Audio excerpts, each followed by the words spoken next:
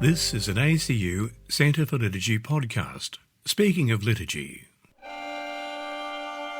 Notable Australian theologian and teacher, Rev Dr Francis O'Loughlin, has taught widely on liturgical, theological and pastoral topics for many years, and his publications have been go-to books about the sacraments and the liturgy. Speaking of liturgy, Dr Paul Taylor, Assistant Director of the ACU Centre for Liturgy, invites Father O'Loughlin to reflect on the implementation of the rites following the Second Vatican Council and his observations of these liturgical reforms over the years. Father Frank, we might just begin with the question of what for you have been the most important elements of the liturgical reform and renewal since the Second Vatican Council. Well, that's an interesting question, I think, Paul, because I think that changes as it goes along. I think the liturgical reform has been a little bit like the way dominoes knock each other over, in that we've got fundamental and very good documents at the beginning of things, but the actual putting into practice of the principles laid out in those documents takes quite a while, especially since we're moving from one, let's call it liturgical culture, to another. So I think in some ways, once, for instance, English came into the liturgy, that opened up a lot of other questions. Once the priest started facing the people, that in turn opened up a lot of questions. So it opened up questions for priests that it was no longer good enough just to say what the book said and do what the book did, but a whole dimension of communication entered into the liturgy which wasn't significant really beforehand. And I think, the principle of the full active participation of the people's been there from the beginning of the reform, but the actual playing out of that has taken quite some time. And we're still dealing with a mentality which is based in so many ways on that long period of history during which the liturgy was the business of the priest rather than of the whole community.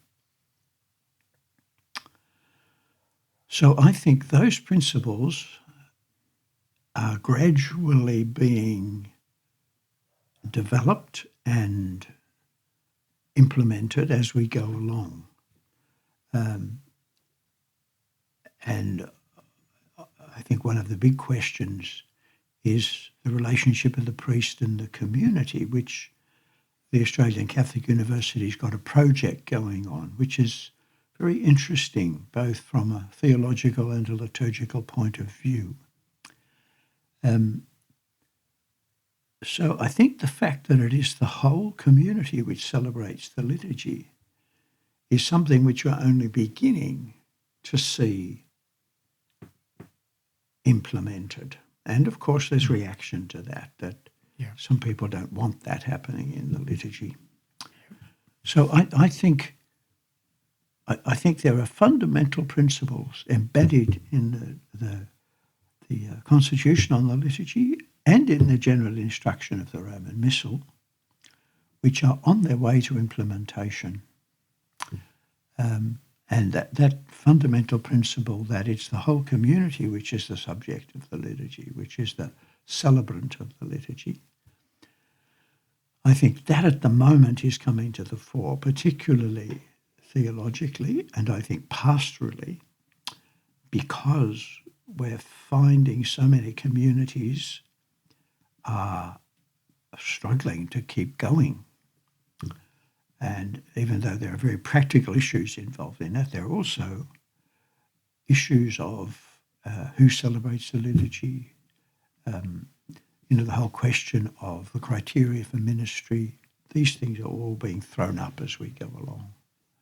Father Frank, how did your interest in liturgy grow out of your academic study in systematic theology in Rome in the early to mid-1970s, and then your studies at the Irish Institute of Pastoral Liturgy in Dublin? Well, in a sense, liturgy has been a second string to my bow, and that the study I did in Rome was very much along the lines of fundamental systematic theology. I always had an interest in liturgy, but at the end of my doctorate in Rome, Cardinal Knox asked me to do a year at this Irish Institute of Pastoral Liturgy, so that really set a second thread to my interests. I think if you take liturgy seriously, you can't do any form of theology without thinking about liturgy and without particularly thinking about the high significance of the liturgy in the lives of the community.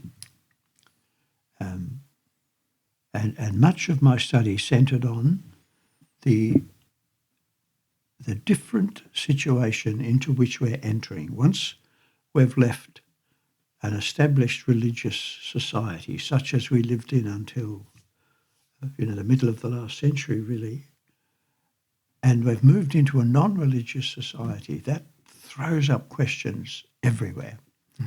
And we can no longer presume that the people who gather for liturgy have no questions about what their faith is. There's an essential dimension to the liturgy, which is evangelization, that Pope Francis is very clear about, as was Paul VI and John Paul II, really. I mean, although they've had different nuances in that, but they've all been fundamentally aware of that and pushing that whole question of the need for a new preaching of the gospel in our society.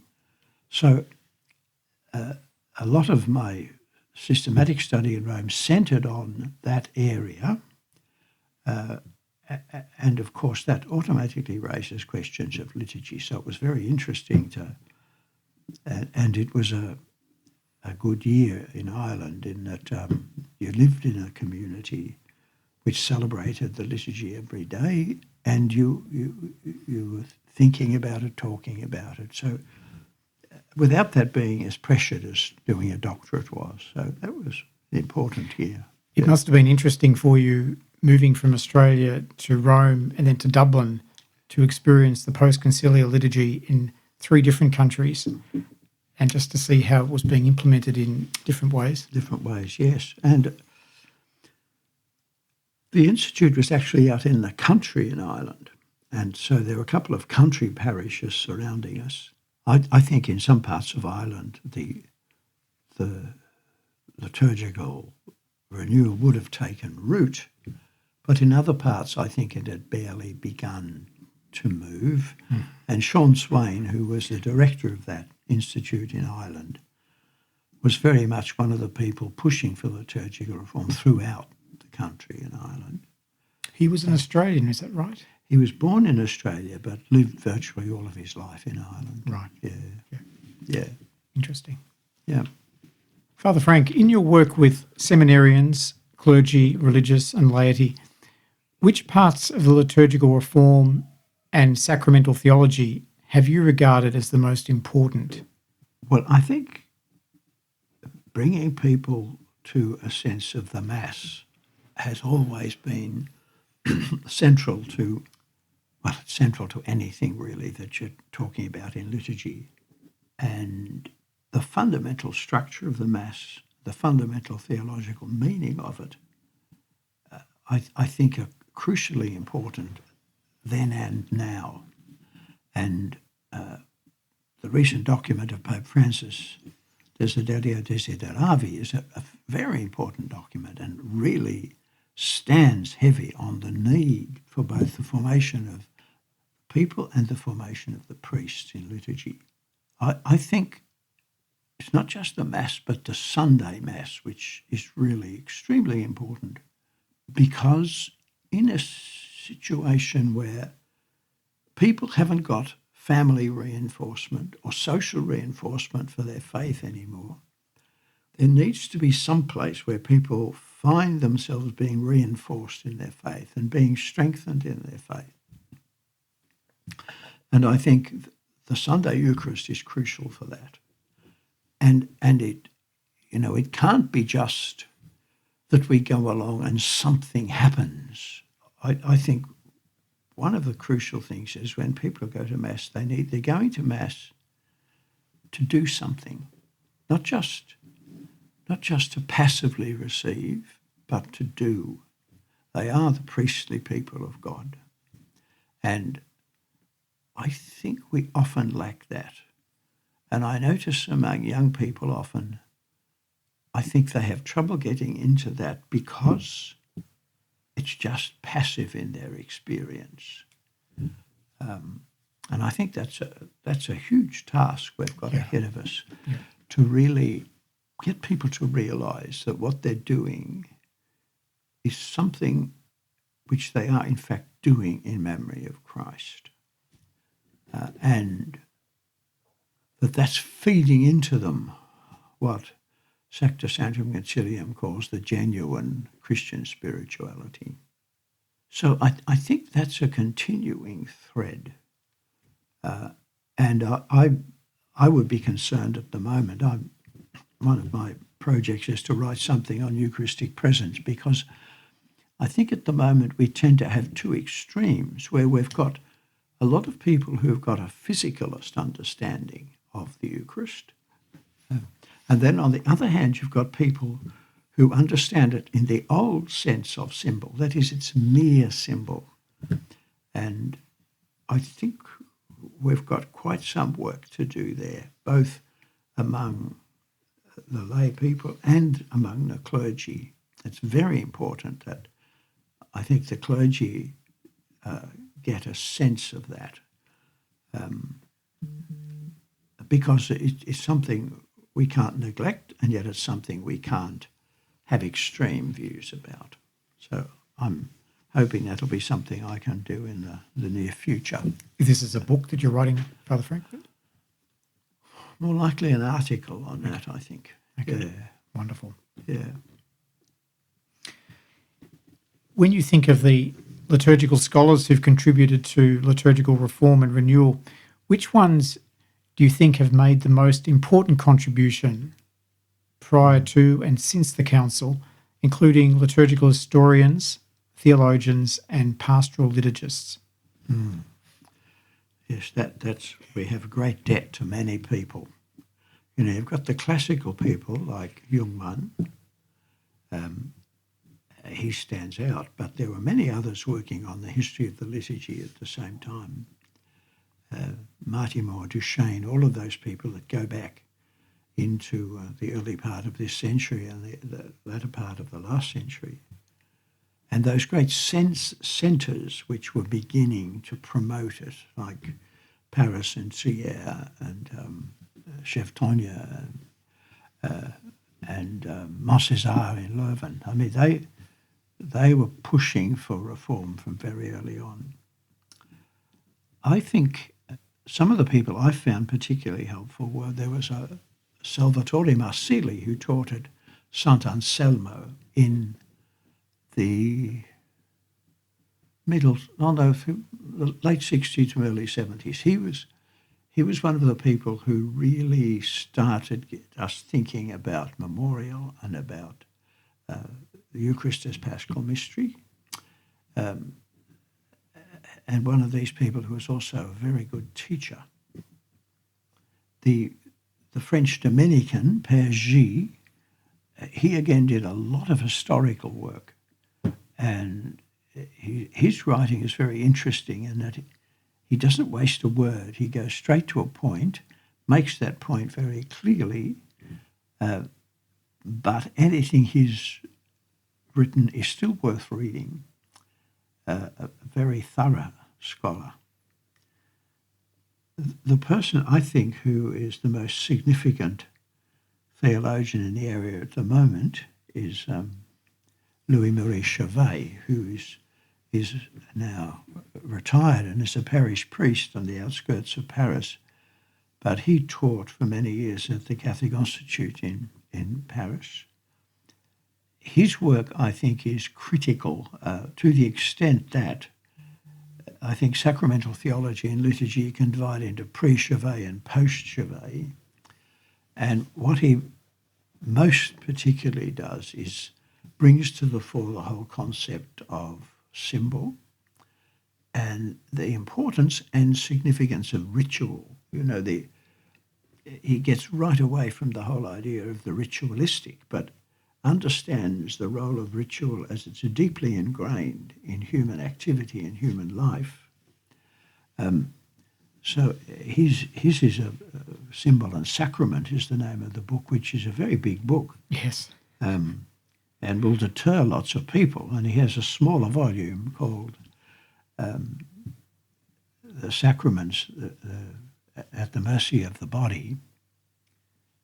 I once said to him, I thought it'd be a good idea if he just wrote a book on the Eucharist, which distilled all of that. And he said, but why? Everything's in the other one. To which I said, that's the problem.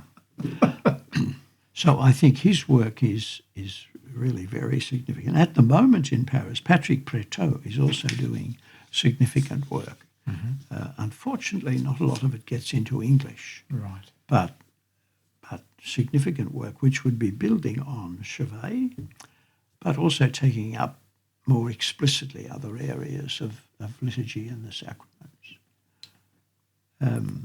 So there is a panoply of people like that who, some will be more important to people than others as they go along. How did Vatican II influence sacramental theology in general? I think it quite shifted the ground. Liturgy before that had sort of been an added extra.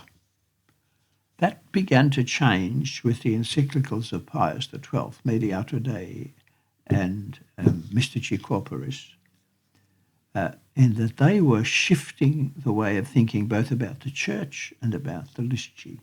But there was still what I would call a very ritualistic attitude towards the liturgy. That is, the ritual was seen as mattering without its being a reference to something beyond itself. Theoretically, it was always seen as referring to something beyond itself. But in actual practice and in understanding, ritual wasn't seen as taking us beyond that. Like St. Thomas would divide it into three areas, what he called the sacramentum tantum, the sacramentum ad res, and the res tantum. That the rituals at the level of the sacramentum ad res, that is at the obvious, seeable, touchable level, which refers on to something else, which in turn refers on to something. It refers on to these as actions of the Church, and it refers on to them as actions of God in Christ. So that deepening of the whole understanding of what we're doing in liturgy and ritual has been crucial. And I think Vatican II picked up the seeds that had been growing from the great scholars and researchers of the previous 100 years and took them into a strictly ecclesial context. So they were no longer working on this sort of periphery of the Church's life, but were brought right into the heart of it by Vatican II. And it caused a certain amount of turmoil at the beginning. And as we both know, that has continued among some people down to today. That was part one of an interview with liturgical theologian and pastor Father Frank O'Loughlin, reflecting on the development of the Church's rites since the Second Vatican Council, offering some personal observations.